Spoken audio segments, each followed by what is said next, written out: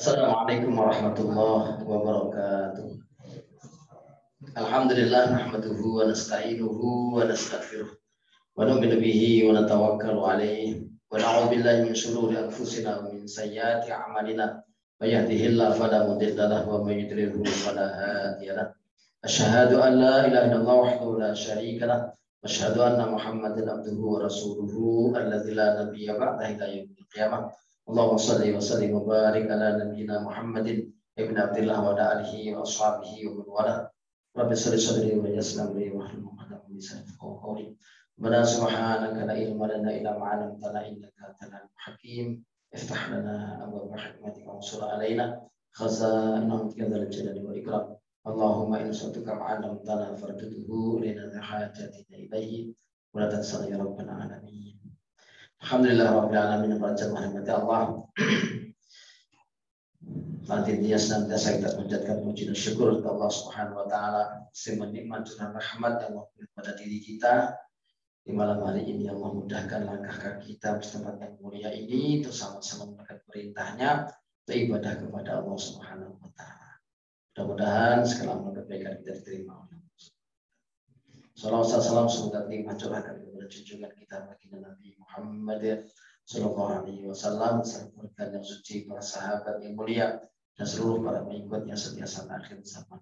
Mudah-mudahan kita dimasukkan golongannya, diakui sebagai umatnya dan mendapatkan syafaatul uzma di yaumil qiyamah. Allahumma amin. Bacaan rahmat Allah, kita lanjutkan daripada suatu kajian kita. Teruskan daripada satu ayat yang lalu, surat Al-A'raf sampai ayat 69. Sekarang sampai kita lanjutkan ayat 70. A'udzu minasyaitonir rajim. Bismillahirrahmanirrahim. Qalu ajitana lina'budallaha wahdahu wa nadhara ma kana ya'budu aba'una fatina bima ta'iduna in kunta minas shadiqin. Kalau mereka berkata, "Jitana, adakah engkau datang kepada kami lina'budallaha wahdah, agar supaya kami menyembah Allah satu-satunya, wa nadhara ma kana ya'budu aba'una, dan kami meninggalkan apa yang disembah oleh kakek moyang kami, bapak-bapak kami. Fatina, maka datanglah kepada kami, datangkanlah kepada kami bima ta'iduna, dengan apa yang engkau janjikan kepada kami atau kau ancamkan kepada kami, in kunta minas shadiqin, jika engkau termasuk golongan orang-orang yang benar." Ini kisah daripada umat Nabi Hud alaihissalam. Merasa gagah perkasa badannya, tubuhnya yang begitu tinggi, besar, kuat, perkasa. Ketika diingatkan oleh Nabi Hud alaihissalam agar mensyukuri nikmat yang Allah berikan kepada dirinya, dijadikannya dirinya tubuh yang besar, kekar dan kuat, itu adalah karunia Allah Subhanahu wa taala. Agar diri mereka menyembah kepada Allah sebagai wujud syukurnya kepada Allah. Ya. Tetapi lagi dan lagi setiap nabi datang di tengah-tengah umat, maka pertama yang menentang adalah para pembesar-pembesarnya, bukan di kalangan orang masyarakat kecilnya. Ya. Maka banyak yang menentang adalah orang-orang besar di kalangan umat itu. Karena pembesar-pembesar umat ini menjadikan daripada panutan umat. Kalau pembesarnya ini baik, maka umat jadi baik. Gitu ya. Maka Imam Ghazali dikatakan bahwasanya kerusakan daripada umat rakyat ini sangat bergantung daripada rusaknya para pemimpin dari itu. Nah, pemimpin-pemimpin rusak pun juga banyak karena dipengaruhi ulama yang rusak. Masya Allah.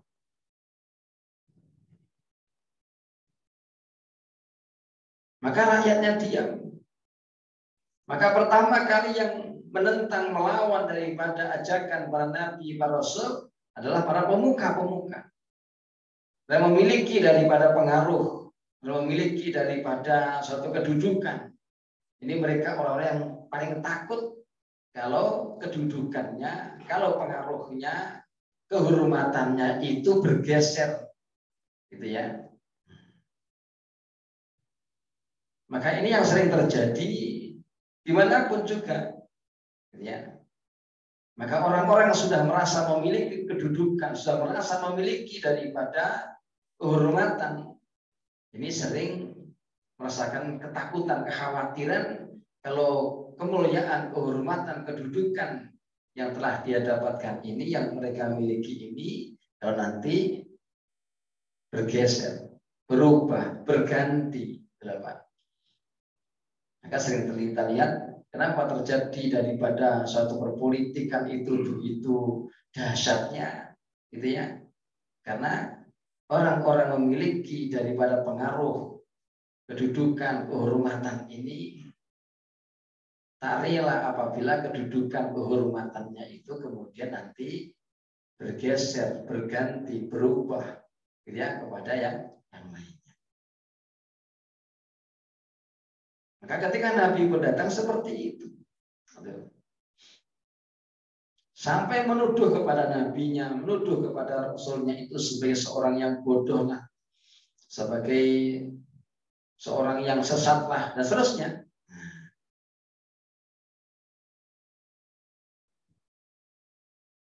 Maka sampai mereka mengatakan kepada Nabi Hud alaihissalam, wahai Hud, adakah engkau datang kepada kami ini hanya agar supaya kami menyembah kepada Allah satu-satunya, gitu ya, dan agar supaya kami meninggalkan daripada sesembahan-sesembahan kami yang telah disembah oleh bapak moyang kami.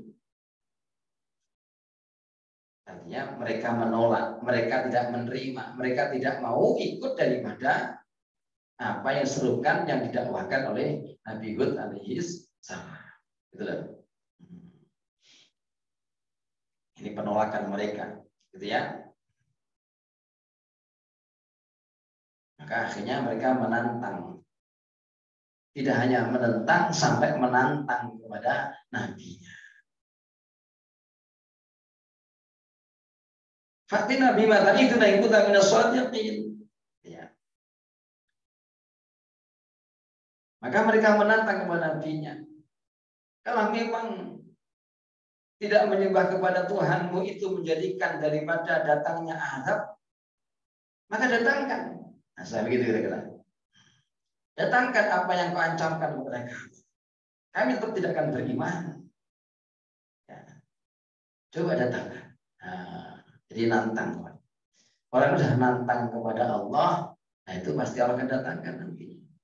Saya berani nantang kepada Allah. Nantang kepada Rasul sama juga menantang kepada Allah. Nantang kebenaran juga sama juga menantang kepada Allah. Gitu loh. Nantang kepada agama juga sama juga menantang kepada Allah. Gitu. Ingkutan nasoti jika kamu adalah orang yang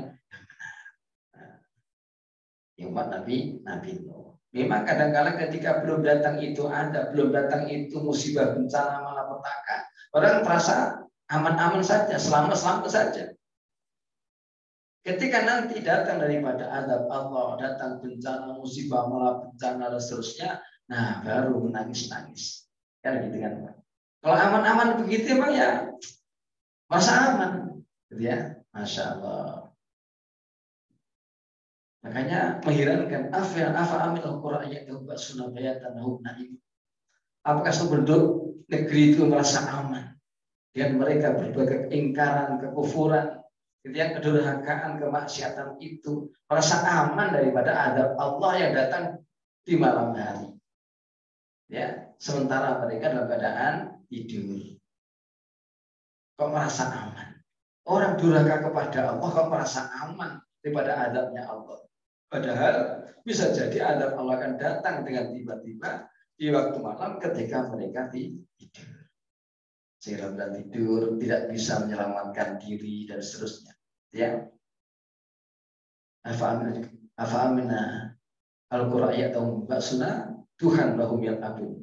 Apa seluruh negeri akan merasa aman kepada adab Allah, gitu ya. Padahal boleh jadi akan datang dengan tiba-tiba di waktu duha, sementara mereka dalam keadaan main-main. Gak ada persiapan, gitu ya. Seperti tsunami itu di waktu pagi itu kan, waktu duha yang sebenarnya jam 7, jam 8, ya, masya Allah.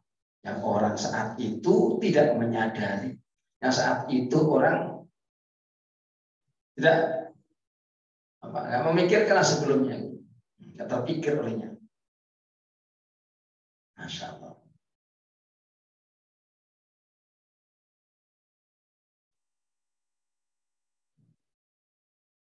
Badan meteorologi hanya bisa untuk menentukan daripada besarnya gempa, tapi tidak bisa memberitahukan bahwasanya akan ada gempa.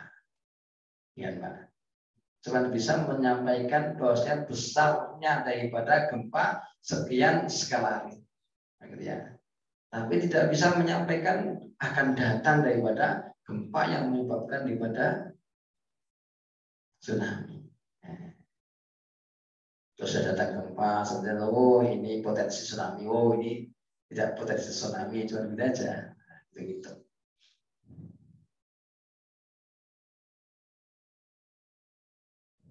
Jadi kebanyakan orang merasa aman karena belum datang. Masya Allah. Laqad waqa'a 'alaikum min rabbikum rijsun wa ghadab. Atujadilunani fi asma'in sammaytumuha antum aba'ukum ma nazzallahu biha min sultan fantadhiru inni ma'akum minal muntazirin. Qala qad waqa'a 'alaikum, berkata Nabi Hud alaihissalam, sungguh benar-benar akan terjadi pada kalian Rabbikum dari Tuhan kalian rijsun wa ghadab, baik berupa azab ataupun kemurkaannya. Atau jadilunani fi asma'in, apakah engkau akan mendebatku mengenai nama-nama berhala-berhala sampai tubuha yang akan memberikan nama padanya, antum aba'ukum kalian dan juga bapak-bapak kalian, bapak moyang kalian. Padahal mana nazrullah biam sultan, Allah tidak turunkan dengannya sebagai suatu alasan. Fantadiru, maka tunggulah, ini ma'akum minal muntazirin, sesungguhnya aku bersama kalian termasuk orang-orang yang menunggu. Kalau mereka sudah menantang Allah, yang menantang Rasul berarti menantang Allah, maka pasti Allah akan buktikan tantangan mereka itu. Maka akan dijawab oleh Nabi Hud alaihissalam dengan penuh keyakinan. Pasti akan datang, pasti akan terjadi, gitu ya. Atas kalian di Tuhan kalian satu azab dan kemurkaan itu. Yang kita semua tidak tahu kapan itu terjadi, gitu ya. Kalau tahu akan menyingkir, akan menghindarkan, gitu ya Pak. Semua tidak tahu kapan itu terjadi. Maka setiap kita mestinya harus takut. Nabi SAW itu kalau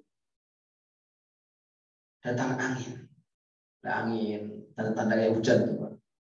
Maka Nabi takut. Ini angin yang membawa maslahat atau angin yang akan mendatangkan daripada musibah, gitu ya. Maka berdoa kepada Allah supaya diberikan kepada angin yang membawa manfaat. Datang daripada mendung, bergumpal-gumpal, gitu ya. Nabi takut, ya. Wajahnya penuh dengan rasa kecemasan. Maka sang istri mengatakan, Sayyidah Aisyah dan ya Rasulullah, kenapa kau takut? Padahal orang-orang begitu gembira melihat tanda-tanda hujan, kan begitu. Katakan wahai Aisyah, bahwasanya dulu ketika zaman Nabi Hud alaihissalam pernah terjadi itu masa paceklik panjang, masa kemarau yang sangat panjang, bertahun-tahun lamanya. Ya, maka suatu ketika datang daripada suatu mendung yang dikiranya adalah hujan deras. Maka mereka senang gembira keluar semua. Ya. Nah, akhirnya yang turun bukan daripada hujan yang memberi manfaat, tapi suatu adab yang menimpa pada mereka. Jadi Nabi lo belum nampak jelas daripada turunnya hujan, gitu ya. Maka Nabi takut kalau adab sebagaimana datang di zaman Nabi Hud alaihis salam. Jadi gitu. Padahal Allah sudah menjanjikan Nabi kalau Allah tidak akan mengadab daripada umatnya selama Nabi ada di tengah-tengah mereka. Gitu ya. Maka Allah yatibahum anta fihim. Allah tidak akan mengadab mereka selama kamu ada di tengah-tengah mereka.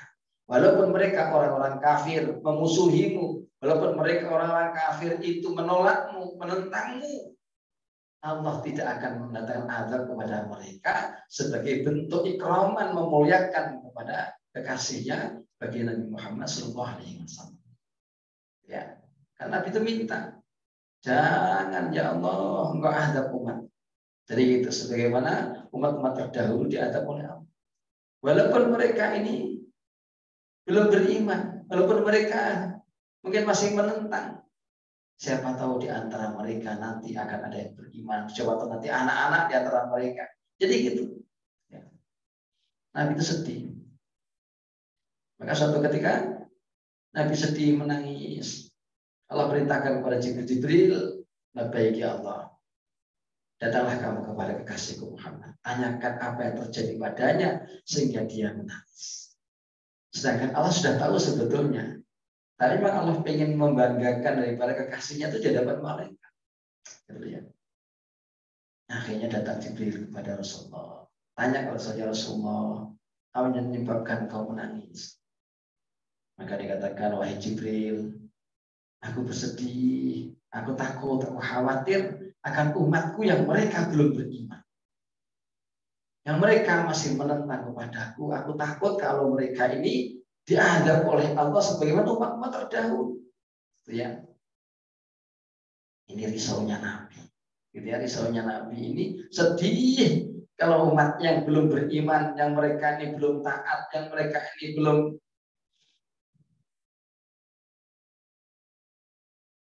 menerima agama Allah ini kedahuluan dianggap oleh Allah dan mati dalam keadaan kafir gitu loh. Nabi khawatir itu. Dilaporkanlah kepada Allah ya oleh malaikat Jibril itu. Allah sudah tahu. Akhirnya Allah berikanlah satu ayat kepada kekasihnya Nabi Muhammad SAW dan malaikat Jibril itu. Maka Allahu liyu'adzibahu anta fihi. Allah tidak akan mengadab mereka orang-orang kafir di kalangan umatmu yang mereka belum menerimamu, yang mereka masih menentang selama engkau di tengah-tengah mereka. Maka sampaikanlah kepada Rasulullah. Setelah sampaikan kepada Rasulullah, Rasulullah bertambah nangis bersedih. Ya Rasulullah, kenapa kau malah menangis bersedih? Ya Jibril, sekarang mungkin ada jaminan Allah saya masih ada di tengah-tengah mereka, sehingga Allah tidak akan mengadabnya. Tetapi nanti bagaimana tentang umatku setelah meninggal? Ya. Akhirnya lapor lagi kepada Allah Subhanahu wa Ta'ala. Maka setelah lapor kepada Allah, maka Allah berikanlah kepada Jibril salam satu wahyu untuk sampaikan kepada kekasihnya bagi Nabi Muhammad SAW, maka Allahu mu'adzibahum hum yastaghfirun. Allah tidak akan mengadab mereka selagi mereka itu beristighfar kepada Allah. Jadi umat ini akan dijaga oleh Allah dari datangnya azab musibah ini apabila umat ini beristighfar, mohon ampun kepada Allah, bertaubat kepada Allah. Yang rakyatnya, yang pejabatnya, yang ulamanya, semuanya beristighfar kepada Allah, bertobat kepada Allah untuk memperbaiki diri di segala keburukan, maka tidak akan datang daripada satu azab.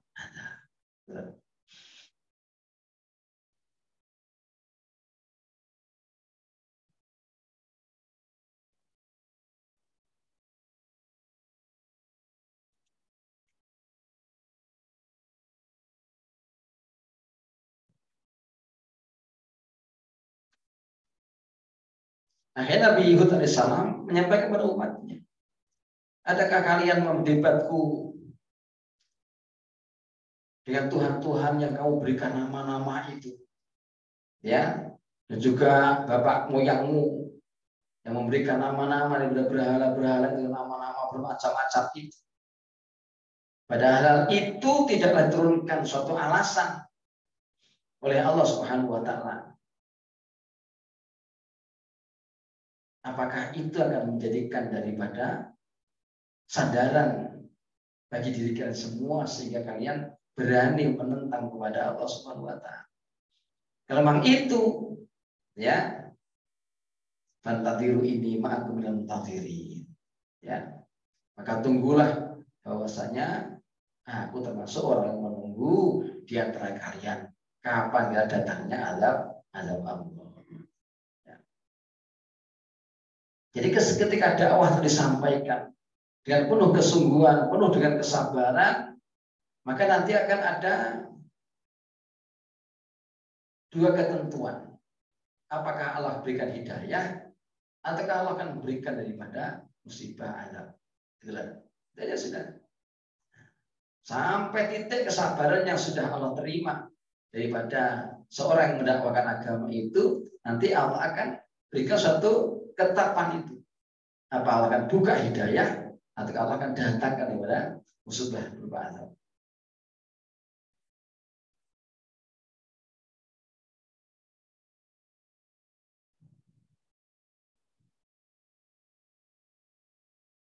Jadi orang-orang kafir itu kalahnya itu dengan dakwah sebetulnya.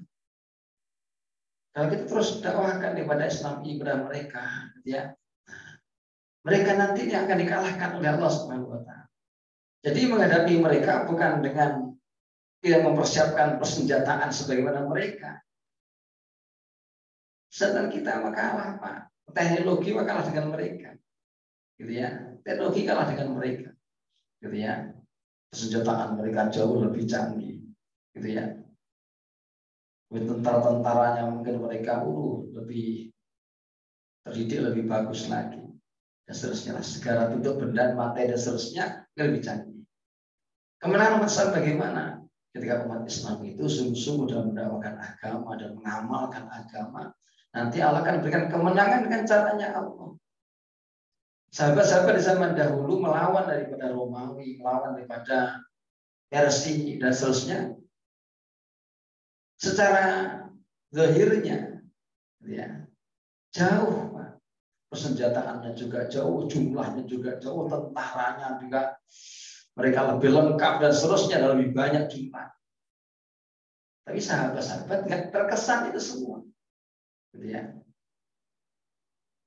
Bisa mengalahkan daripada tentara Romawi yang jumlahnya jauh lebih besar, lebih kuat, yang kerajaannya jauh lebih lama, ada pengalaman dalam berbagai macam pertempuran. Bisa dikalahkan. Dengan apa itu? Dengan pertolongan Allah. Ketika mereka dakwakan agama dan amalkan agama, akhirnya apa? Allah berikan kemenangan. Begitupun Persia, ya, beratus-ratus tahun telah berkuasa di negeri sana, ya, tentaranya kuat, senjatanya hebat, tapi bisa dikalahkan oleh umat Islam. Jadi gitu. Jadi mengalahkan orang kafir itu begitu caranya, gitu ya. Jadi setiap umat Islam itu menjadi tentaranya Allah kapan saja. Jadi gitu loh. Saat-saat memang diperlukan langsung jadi tentaranya Allah, sudah begitu. Gitu ya. Maka bagaimana dakwakan agama dengan baik.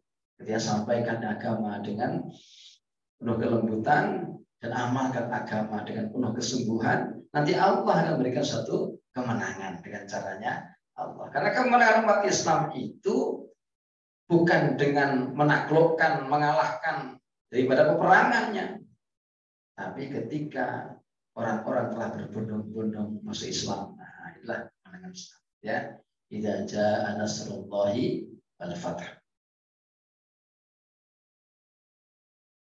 Apabila datang kemenangan dan pertolongan Allah, ya. Allah dan kemenangan. Apa pertolongan Allah dan kemenangan itu butuhnya apa? Wara'aitan nas yadkhuluna fi dinillahi afwajan. Kau melihat orang-orang berbondong-bondong masuk Islam, beriman, gitu ya.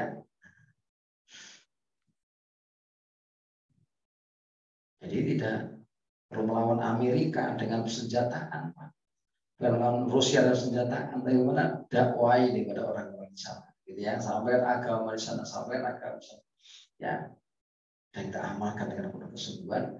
Nanti orang-orang di sana akan berbondong-bondong masuk Islam.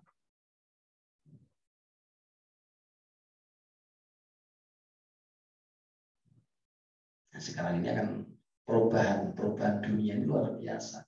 Banyak di kalangan di negeri Eropa yang dulunya mereka beragama non-Muslim, sekarang mereka banyak yang memeluk agama Islam dan taat kepada Allah, beribadah dengan baik, beragama dengan baik, gitu ya. Masya Allah, pegang daripada kitabullah, sunnah Rasulullah. Sementara di negeri-negeri Islam yang sudah lama Islam, mulai banyak meninggalkan daripada cara Islam.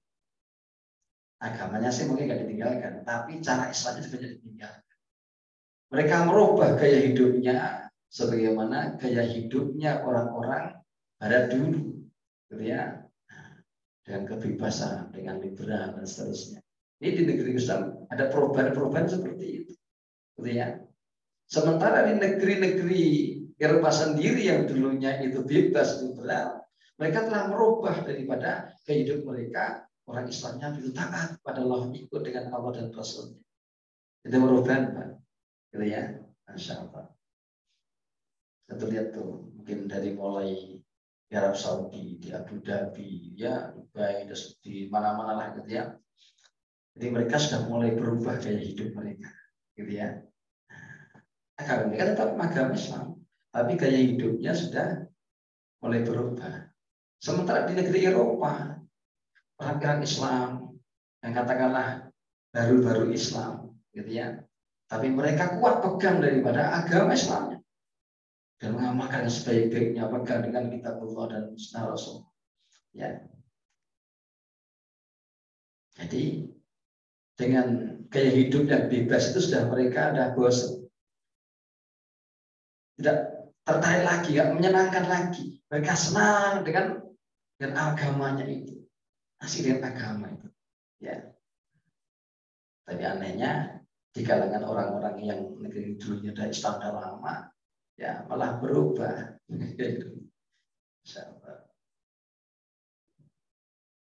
Padahal jaminan kemenangan pertolongan Allah itu ketika umat itu betul pegang kepada agama.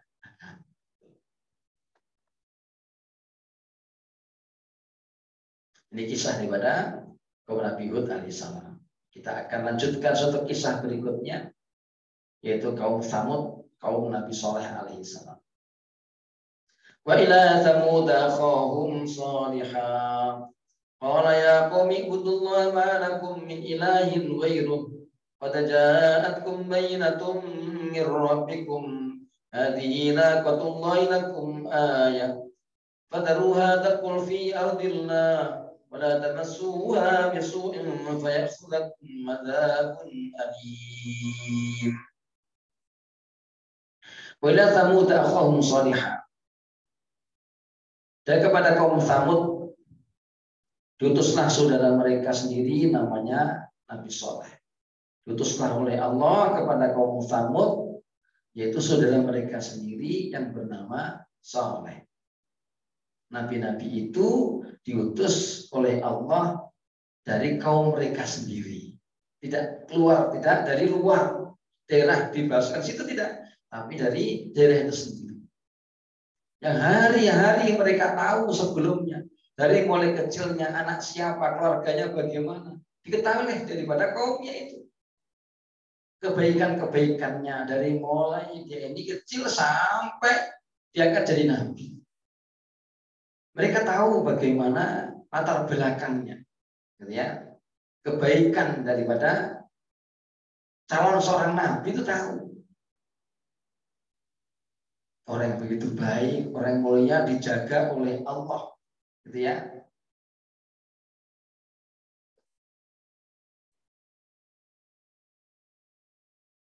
Jadi nabi-nabi itu, calon-calon rasul itu nggak ada yang nakal seperti anak-anak umumnya, nggak ada.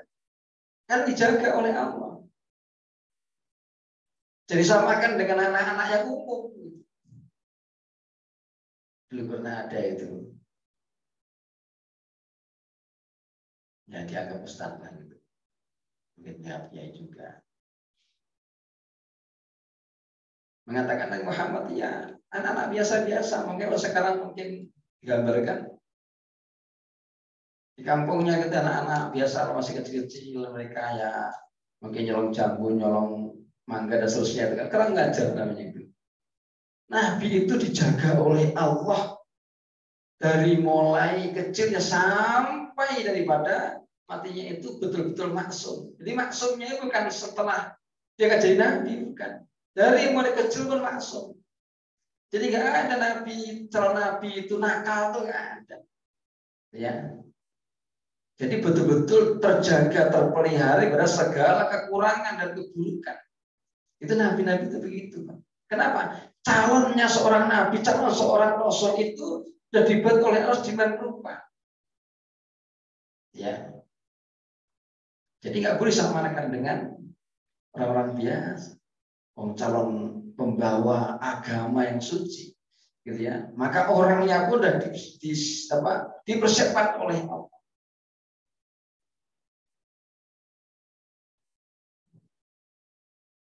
Walaupun Nabi Ibrahim alaihissalam bapaknya tukang membuat berhala, Nabi Ibrahim tidak pernah menyembah kepada berhala itu. Walaupun orang-orang Quraisy ketika itu hari-hari biasa mereka minum khamr, jadi kebiasaan Pak, karena memang hawa mereka musim dingin betul. Tapi Nabi nggak pernah menyentuh sedikit pun daripada minuman seperti itu. Gitu. Jadi sudah dikenal betul-betul calon seorang pemimpin yang sangat mulia, diharapkan betul oleh kaumnya. Ini calon pemimpin ini. Jadi kecerdasannya, ketangguhannya, kefasihannya, semuanya lah pokoknya. Jadi fisiknya, nabi-nabi itu semua sempurna. Gitu ya, fisiknya sempurna, gitu ya, tubuhnya sempurna, rohaninya sempurna, kecerdasannya semuanya. Jadi gitu.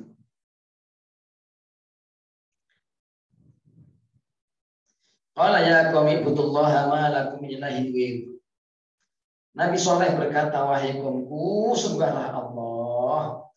Ma lakum min ilahin ghairuh. Tidak ada bagi kalian Tuhan selain Dia. Qad ja'atkum bayyinatun min rabbikum, sungguh benar-benar telah datang kepada kalian suatu bukti dari Tuhan kalian.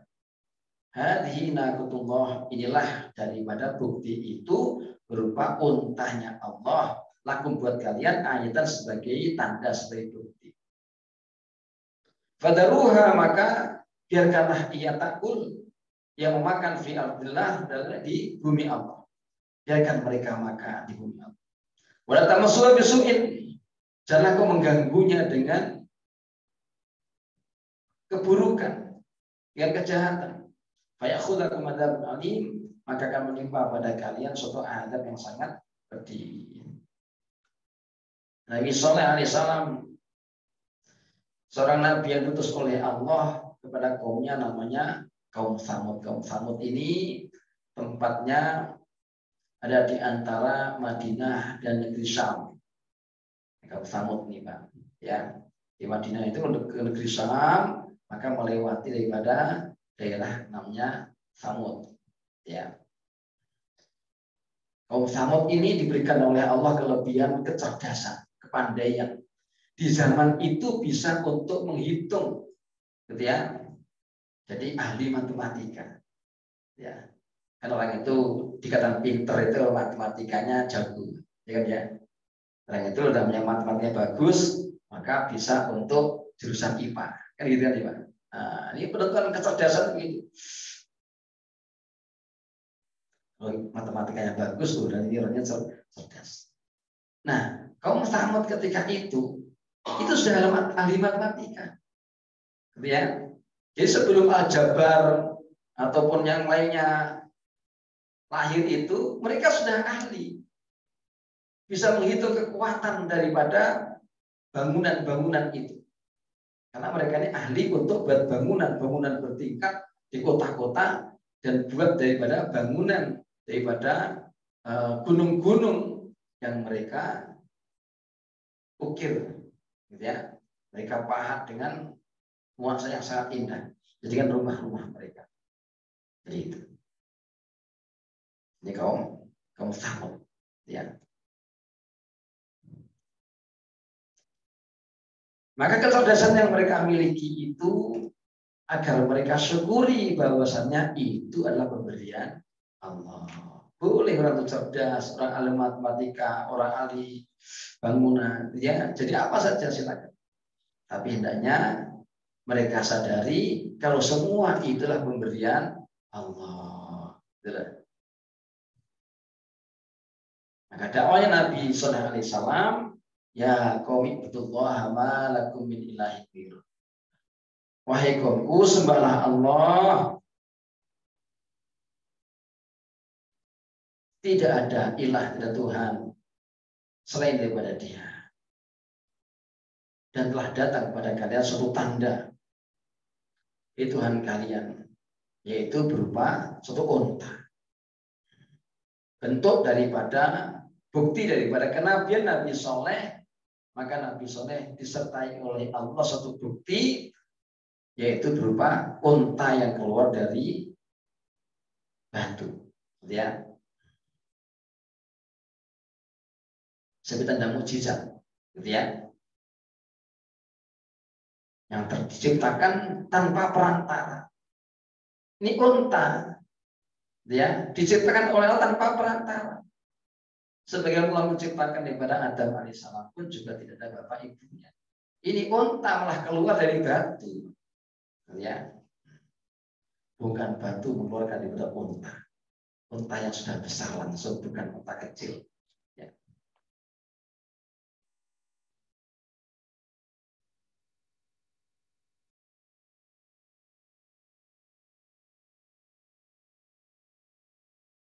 Ini berawal daripada permintaan mereka, kaumnya ini, agar menunjukkan daripada bukti kenabian Nabi Soleh.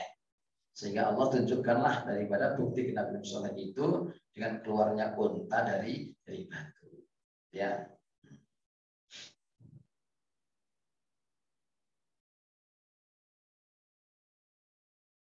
Jadi Allah menunjukkan ada unta keluar dari batu, ada air keluar dari batu. Ya, zaman Nabi Musa alaihissalam, jadi batu padas keras begitu dipukul oleh Nabi Musa alaihissalam, keluar daripada 12 mata air. Nah, gitu ya. Maksud 12 mata air Pak, langsung muncul dari 12 itu juga ya. Ya. Itu batu keras. Ya. Yang tidak ada sangkut pautnya dengan mata air sumber dari bawah. Dengan kudratnya Allah Subhanahu wa taala, Allah berikan kepada Bani Israel ketika itu, ya, di lembah Atih, ketika mereka disuruh oleh Allah berjuang melawan daripada suku kaum Kanaan, mereka tidak mau. Akhirnya mereka ini terdampar, ya, dalam satu lembah namanya Atih, suatu gurun pasir yang ketika malam hari dia ini meninggalkan daripada Palestina. Ya, akhirnya sampailah mereka itu di lembah. Ketika mungkin tertidur lelah capek malam, siang harinya terbangun, tahu-tahu di tengah daripada padang pasir, tidak tahu kemana tempatnya. Jadi kayak kalau orang itu udah di tengah-tengah hutan, Pak, bingung ini pinggirnya mana. Kalau tandanya tadi itu udah hilang, kalau masuk orang masuk hutan itu biasanya pakai tanda-tanda masuknya. Mungkin bacok-bacok daripada apa namanya pohon kecilnya tuh untuk nanti supaya keluarnya nggak bingung. Itu kalau nggak ada tanda di tengah-tengah hutan, Pak, wah bisa muter-muter itu, ya kan ya. Nah, makanya kalau orang itu berlaut biasanya mengikuti tanda daripada bintang kan gitu ya, supaya tidak tersesat. Ya. Kalau nggak tahu kan nggak ngerti itu pinggirnya mana, ya. Jadi itu. Nah, selama di lembah Atih itu 40 tahun namanya, nggak tahu pinggirnya. Jadi ketika berjalan itu kaki-kaki mereka, tanda kakinya itu sudah ke apa namanya, kesapu dengan debu, ya, kena angin itu, sehingga tidak tahu dari arah mana semalam itu kita datang, jadi gitu, sehingga tidak tahu pinggirnya mana pinggirnya. Jadi kalau Bapak dari Jordan menuju ke Palestina, ke Baitul Maqdis itu sepanjang jalan itu gurun pasir, itu panjang, ya panjang sekali gurun pasir. Jadi yang dikatakan gunung bisa pindah itu terjadi benar. Bisa gunung tadinya di sini karena kena badai angin, ya bisa pindah itu gunungnya. Jadi gitu. Itu luas. Sampai akhirnya ke tempat Palestina itu. Selama 40 tahun karena bersama dengan nabinya, maka mereka masih diberikan pertolongan oleh Allah. Ya, ketika mereka waktu itu gak ada makanan, Allah kasihlah daripada mana salwa. Gak ada air, maka Allah suruh perintah, Allah perintahkan kepada Musa untuk pukul daripada batu itu. Maka jadilah daripada air mengalir itu dari batu itu. Ini namanya mukjizat. Mukjizat itu artinya sesuatu yang melemahkan daripada musuhnya yang nggak bisa untuk menyamai, apalagi mengungguli, gitu ya. Ini mukjizat. Biarkan onta itu. Ini bukan robot, ini onta beneran. Perhatikan betul-betul, biarkan dia ini untuk makan di bumi Allah. Jangan kau ganggu. Jangan kan mengganggunya dengan berbuat suatu keburukan. Nanti kalau kalian ganggu, maka akan datang kepada kalian atau menimpa kepada kalian daripada azab yang sangat pedih. Ya, kisahnya. Nah, kisah daripada kaum Nabi Saleh alaihi salam. Kita lanjutkan daripada yang depan, insya Allah. Subhanakallahumma bihamdika asyhadu an la ilaha illa anta astaghfiruka wa atubu ilaik. Assalamualaikum warahmatullahi wabarakatuh.